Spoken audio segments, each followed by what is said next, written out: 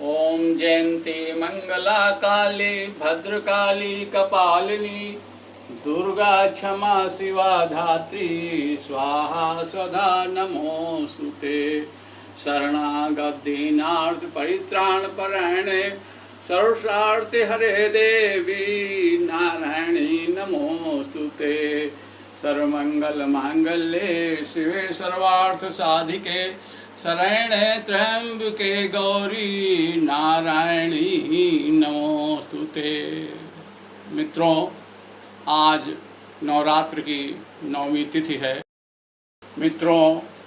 आज नवरात्र की 9वीं तिथि है और 9वीं तिथि पर मैंने देखा लोग कन्याएं खिला रहे थे और यह देखा कि लोग एक दूसरे के घरों के पास में कन्याओं को खिलाने के लिए खड़े थे कि इस घर से कन्याएं खाली हो जाएं, खा लें तो फिर हम अपने घर ले चलें।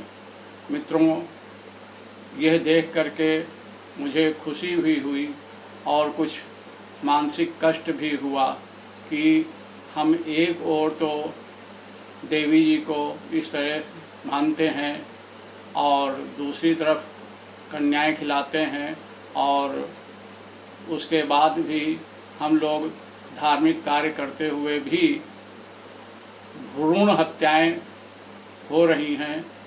यह सोच करके बहुत मन को आघात लगा, कष्ट पहुंचा कि एक तरफ ये स्थिति है, पता नहीं ये धार्मिक कार्य किस तरह से हो रहा है, कि कैसी श्रद्धा है, कैसा विश्वास है, और दूसरी तरफ भ्रूण हत्याएं हो रही हैं।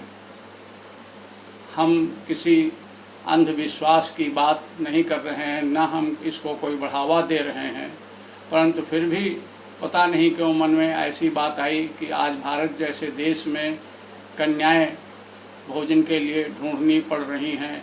बताते हैं कि जिस घर में भ्रूण हत्या हो जाती है उस घर में देवता, पितृगण और साधु संत महात्मा अन्न ग्रहण नहीं करते, जल नहीं ग्रहण करते और नहीं करना चाहिए, ऐसा भी कहा गया है।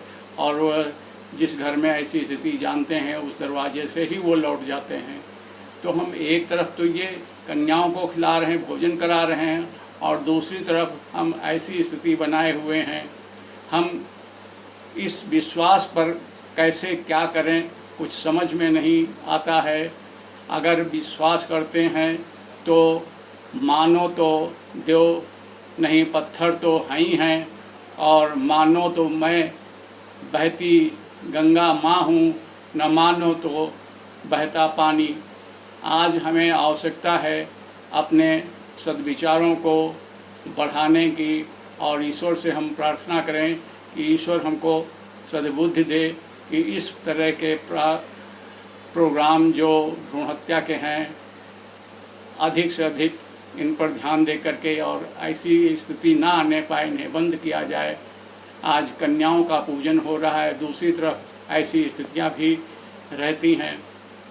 मन बहुत आहत है, मन में बहुत दुख कष्ट हुआ, और आप हमें हृदय से आप अपना आत्मीय जन समझ करके क्षमा करेंगे यदि हमने कोई ऐसी बात भूल की हो।